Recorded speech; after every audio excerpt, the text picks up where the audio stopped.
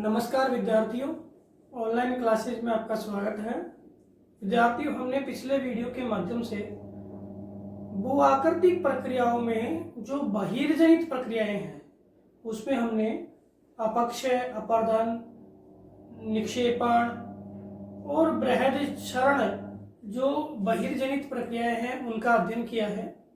आज हम इस वीडियो के माध्यम से पढ़ने जा रहे हैं मृदा निर्माण की प्रक्रिया क्या है, क्योंकि मृदा निर्माण जो है वो इन अन्नाच्छादन की प्रक्रियाओं का ही एक परिणाम है। तो मृदा निर्माण की जो प्रक्रियाएं हैं या मृदा निर्माण की प्रक्रिया है जिसको हम सोयल फॉर्मेशन कहते हैं। देखो, मृदा या मिट्टी हम सब जानते हैं और मिट्टी का निर्माण है वो मूल सेलों से हुआ है, चट्टानों से हुआ है। और जो मृदा है इसके निर्माण के लिए सामान्यतः अन्नाच्छादन की समस्त प्रक्रियाएं जैसे अपक्षय, बृहदक्षरण, अपरदन, परिवहन और निक्षेपण, ये सारी प्रक्रियाएं हैं वो मृदा के निर्माण के लिए उत्तरदायी मानी जाती है। यानी मिट्टी बनने के लिए सबसे पहले सेलों में विखंडन होता है, फिर सेलें हैं, विखंडित सेलें हैं, वो बहिर्जनित कारकों के माध्यम से प्रवाहित होती है और प्रवाहन के दौरान उनमें परस्पर विखंडन होता है और अंत में ये जो सेलें हैं चट्टानी चूर्ण के रूप में यानी मृदा के रूप में जमा हो जाती है। उसको हम क्या बोलते हैं? निक्षेपण कहते हैं। अब आप बोलो कि साहब मृदा क्या है? तो मृदा एक गत्यात्मक प्रक्रिया है। मृदा एक गत्यात्मक स्वरूप है।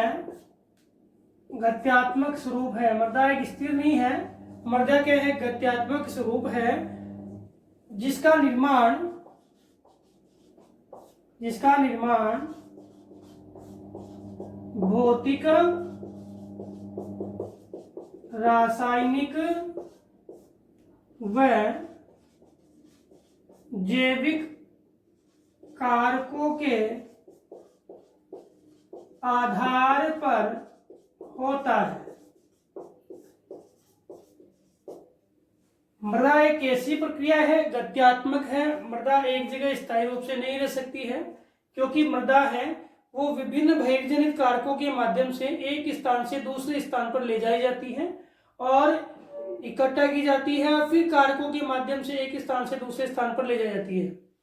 इसका निर्माण है भौतिक आधार पर, जो मैंने बताया अपक्षय आदि, रासायनिक आधार पर जल के माध्यम से, और जैविक आधार पर जीव जंतु और वनस्पतियों के माध्यम से जो अपघटनीय क्रिया होती है उसके द्वारा मृदा का निर्माण होता है। तो मृदा एक ऐसी प्रक्रिया है जो कैसी है? गत्यात्मक है। अब आप बोलो कि साहब मृदा निर्माण की प्रक्रिया में तो सबसे पहले क्या होगा? अपक्षय होगा। अपक्षय से चट्टानों में क्या होगा? क्रम से विखंडन होगा। अब चट्टानें विखंडित हो गई। अब विखंडित चट्टानें हैं बहिर्जनित कारक जो है जल है, हिम नदी, आपके जो पवन है, धारा है, जो भी इनके माध्यम से ये विखंडित पदार्थ है वो क्या होगा? आगे प्रवाहित होगा। और कौन सी क्रिया? अपरदन की क्रिया घटित होगी। अपक्षय हो या न हो, अपरदन के माध्यम से भी मृदा का निर्माण होता है। अब अपरदन की क्रिया घटित होने के साथ साथ कौन सी क्रिया होगी? परिवहन, और फिर बाद में क्या होगा? निक्षेपण, और क्या बन जाएगी? मृदा बन जाएगी। अब हमारे सामने हमने प्रक्रिया पढ़ ली। सामान्य प्रक्रिया है कि सेल है वो टूटती है, सेल के टूटने से फिर विखंडन जो है कई भागों में होता है, लास्ट में जाकर के और मिट्टी बन जाती है। अभी मिट्टी जो बनती है उस मिट्टी बनने की प्रक्रिया को कौन कौन से कारक प्रभावित करते हैं? तो मृदा निर्माण की जो प्रक्रिया है, इस मृदा निर्माण की जो प्रक्रिया है उसको कौन कौन से कारक है वो प्रभावित करते हैं, वो कारक देखते हैं। तो मृदा निर्माण में देखें तो दो कारक प्रभावित करने वाले कारक है। पहला कारक तो है जो सक्रिय कारक है। क्या है? सक्रिय कारक है और दूसरा कारक है जो निष्क्रिय कारक है। निष्क्रिय कारक है। पहला कारक तो सक्रिय कारक है और दूसरा कारक क्या है? निष्क्रिय कारक है। अब सक्रिय कारकों में मतलब कि मृदा निर्माण में वो अपनी क्रियाशीलता को व्यक्त करते हैं। वो कारक कौन से होंगे? सक्रिय कारक, जिसमें सबसे पहला सक्रिय कारक कौन सा है? जलवायु। कौन सा? जलवायु। और दूसरा सक्रिय कारक कौन सा है? जैविक कारक। दूसरा सक्रिय कारक कौन सा है? जैविक कारक। निष्क्रियता में ये कोई इनका रोल नहीं होता, रोल इनका होता है और इसके बाद जो ये निष्क्रिय कारक है उनसे मृदा का निर्माण होता है। जैसे मूल सेल, कोई रोल नहीं है, मूल सेल का विखंडन ये करेंगे तो मूल सेल कारक है, क्योंकि मूल सेल से ही मृदा बनती है। सक्रिय नहीं है, क्या है? निष्क्रिय। ये तोड़ेंगे तो टूटेगी, तो ये निष्क्रिय कारक है। कौन? मूल सेल। इसके बाद दूसरा निष्क्रिय कारक है उच्चावच। दूसरा निष्क्रिय कारक क्या है? उच्चावच। क्योंकि उच्चावच जो है वो स्थलाकृतियां है, वो उच्चावचीय आधार पे बनी हुई है, वो कोई गति नहीं करती है। गति कौन करेगा? ये जलवायु आधार पे और जैविक कारकों के आधार पे इन चट्टानों में क्रमशः विखंडन होगा। केवल उच्चावच है वो उसको क्या देगी? एक नई दिशा प्रदान करेगी। ढाल ज्यादा है या ढाल कम है, ताप ज्यादा मिल रहा है या ताप कम मिल रहा है ढालों पे, तो ये क्या है? ये क्रियाएं उसको प्रभावित तो करेगी, लेकिन ये कैसा कारक है? आपके निष्क्रिय कारक। तीसरा जो प्रमुख कारक है वो है आपके समय यानी काल। तो मृदा निर्माण में काल एक निष्क्रिय कारक है। क्यों है? क्योंकि समय के आधार पर मृदा का निर्माण है वो एक लंबे प्रोसेस के माध्यम से होता है। जब मूल सेलें हैं वो अपने भाग में विखंडित होती है और अपक्षय हो रहा है, फिर बाद में बृहस्सरण होता है या अपर्दन होता है, और अपर्दन के बाद ये चट्टानें हैं वो टूट करके प्रवाहित होती है, फिर निक्षेपित होती है, तो मृदा का निर्माण होता है। इसके साथ साथ ही जो जैविक जो तत्व है वो मृत प्राय होते हैं। तो अलग अलग जलवायु क्षेत्रों में अलग अलग प्रकार के माध्यम से देखें तो जो मृदा के निर्माण की प्रक्रिया है उसमें समय है वो अधिक और कम लगता है। जैसे शीत में समय क्या लगेगा? अधिक लगेगा, और जो उष्ण है वहां समय क्या है? बहुत ही कम लगेगा, क्योंकि वहां पे आपकी ह्यूमस या जीवाश्म प्रक्रिया बहुत ही तेज गति से होती है। तो इन सभी कारकों को एक एक करके हम देख लेते हैं। सबसे पहले हम बात करें जलवायु की, तो जलवायु है वो प्रत्येक क्षेत्रों में अलग अलग प्रकार से जो जलवायु पाई जाती है, और ये जलवायु है मृदा निर्माण की प्रक्रिया को सक्रिय रूप से क्या करती है? प्रभावित करती है। सक्रिय रूप से क्या करती है? प्रभावित करती है। कोई शीत प्रदेश है, कोई उष्ण आर्द्र है और कोई उष्ण है। तो शीत प्रदेशों में जो मृदा निर्माण की प्रक्रिया या मृदा जनन की प्रक्रिया है वो धीमी होती है। उष्ण आर्द्र प्रदेशों में भी ऑक्सीकरण हो जाता है, इस कारण से यहाँ भी मृदा जनन की प्रक्रिया बहुत धीमी होती है। और उष्ण जो प्रदेश है यहाँ मृदा जनन की प्रक्रिया अपेक्षाकृत क्या है? थोड़ी तेज होती है।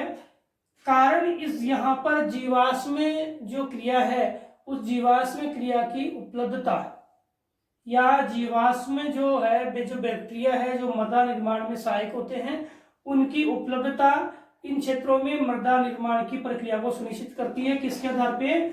जलवायु के आधार पे। और इस जलवायु में हम देखें तो कौन कौन से कारक जिम्मेदार है? तापमान है, वर्षा है, तापमान है, वर्षा है, और वर्षा के साथ साथ वाष्पीकरण की प्रक्रिया है। ये कारक है वो जलवायुगत कारक है जो मृदा निर्माण में क्या होते हैं? सहायक होते हैं। इसके साथ साथ जो तापमान है वो तापमान आपके मौसमी आधार पर भी है और दैनिक आधार पर भी है। ये सभी कारक है वो है मृदा निर्माण को प्रभावित करते हैं।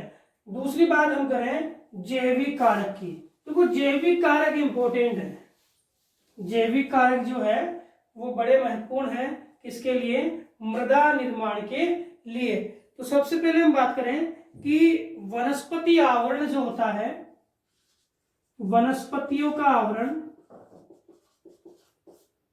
और जो जीव है, वनस्पति आवरण है और जो जीव है वो आरंभ से यानी मूल पदार्थ जो हमारे हैं, जो मृदा निर्माण में जो मूल सेलें हैं, उन मूल सेलों के आरंभ में से लेकर के और अंत तक ये वनस्पति और जीव है वो मूल सेलों से जुड़े होते हैं, मूल सेलों से जुड़े होते हैं। और ये क्या करते हैं, ये मृदा या मूल सेलों में या मृदा में नमी और नाइट्रोजन, नमी और नाइट्रोजन, कौन, वनस्पति और जीव जंतु है, ये मृदा में नमी और नाइट्रोजन पहुंचाते हैं। मृदा में क्या पहुंचाते हैं, नमी और नाइट्रोजन। यानी वनस्पति आवरण और जीव दोनों है मूल पदार्थों के विखंडन और मृदा निर्माण में आरंभ से लेकर के और अंत तक क्या होते हैं, शामिल होते हैं। ये मृदा में नमी और नाइट्रोजन जो आपके गैस है उसको पहुंचाते हैं, कौन, आपके वनस्पति और जीव जंतु, वनस्पति और जीव जंतु। इसके बाद हम देखें कि ये पौधे जब मृत हो जाते हैं, ये पौधे या जीव है वो मृत हो जाते हैं, तो मृत होने के बाद यानी मरने के बाद इन जीवों में क्या हो जाते हैं, ह्यूमस या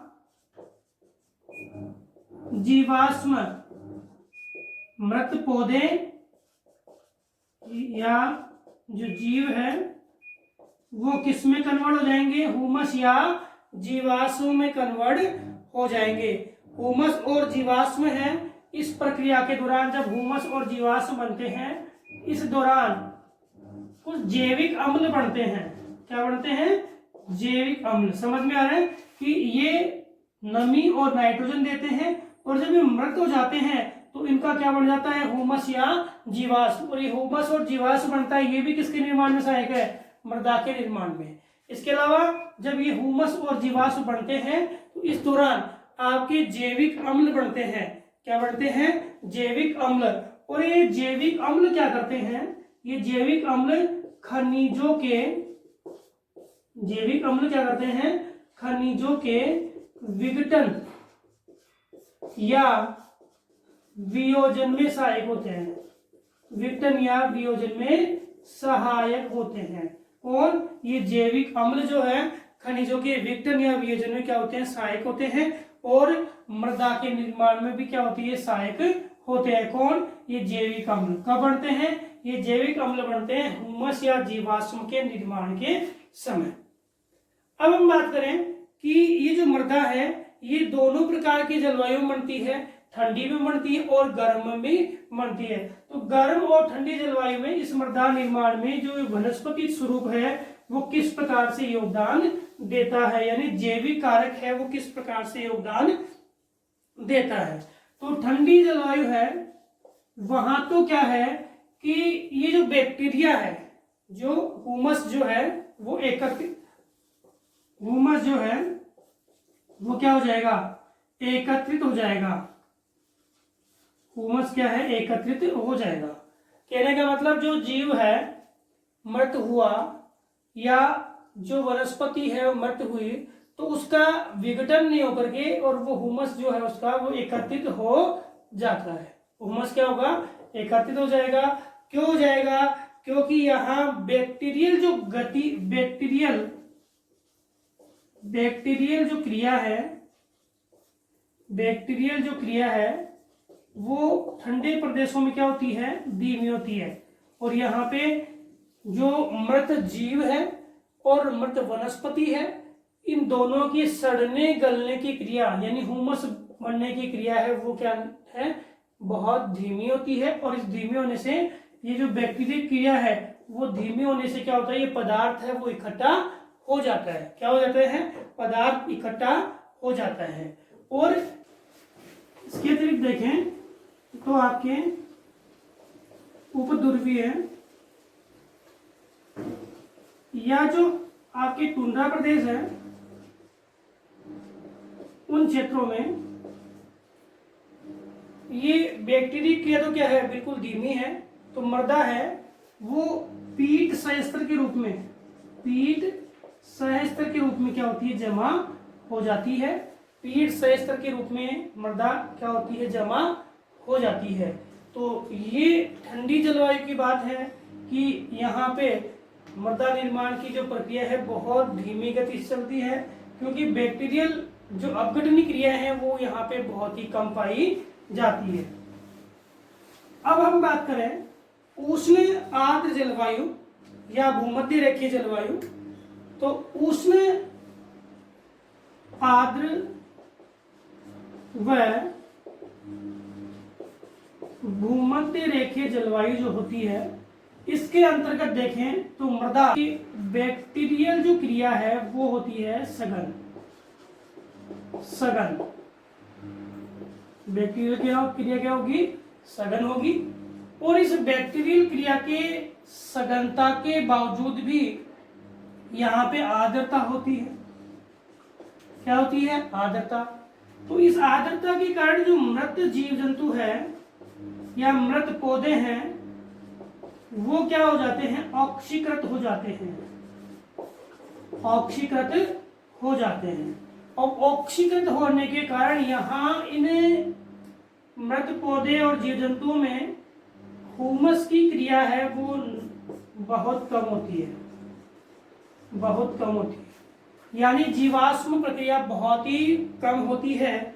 अब ये बैक्टीरिया जो है जो वातावरण में है, ये बैक्टीरिया आपके वातावरण के साथ अभिक्रिया करते हैं और नाइट्रोजन के साथ ये क्या करते हैं, अभिक्रिया करते हैं। और नाइट्रोजन के साथ अभिक्रिया करके और इसमें रासायनिक परिवर्तन करेंगे और रासायनिक परिवर्तन करके नाइट्रोजन को कहाँ, मृदा में। रासायनिक परिवर्तन कैसे होगा, नाइट्रोजन है वो जल के साथ सहयोग करेगा तो नाइट्रेट बन जाएगा। तो ये मृदा के भाग में कहाँ ले जाएंगे, मृदा के भाग में पहुंचाते हैं किसको, नाइट्रोजन को। और यहाँ पर जो नाइट्रोजन मृदा के भाग में गया नाइट्रेट के रूप में, तो यहाँ पर जीवाणु होते हैं कौन से, राइजोबियम। ये राइजोबियम जो जीवाणु होते हैं वो मृदा में क्या कर रहे हैं, मेजबानी का कार्य कर रहे हैं, मेजबानी का कार्य कर रहे हैं। और ये मृदा की उपजाऊ क्षमता को बढ़ाते हैं और मृदा में अपघटन भी करते हैं। कौन, ये राइजोबियम जीवाणु। कौन से प्रदेशों की बात कर रहा हूं मैं, उष्ण और आर्द्र भूमध्य रेखीय प्रदेशों की बात कर रहा हूं।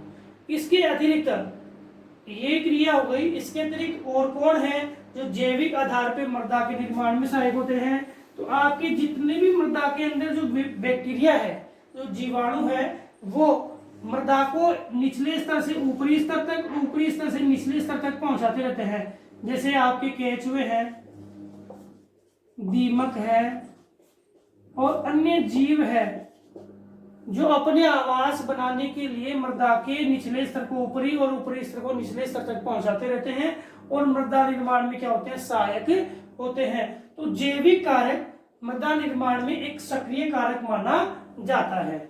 इसके बाद हम बात करते हैं मूल सेल की। तो मूल सेल क्या है, तो मूल सेल है जिस प्रकार की सेल है उसी प्रकार से हम देखें तो वह सेल है वो विखंडन या अपघटनी क्रियाओं को क्या करती है, गति प्रदान करती है और मृदा निर्माण में भी क्या होती है, सहायक होती है। कुछ सेलें ऐसी होती है कठोर होती है, अरंध्र वाली होती है, उन सेलों में मृदा निर्माण की प्रक्रिया बहुत धीमी गति से होती है।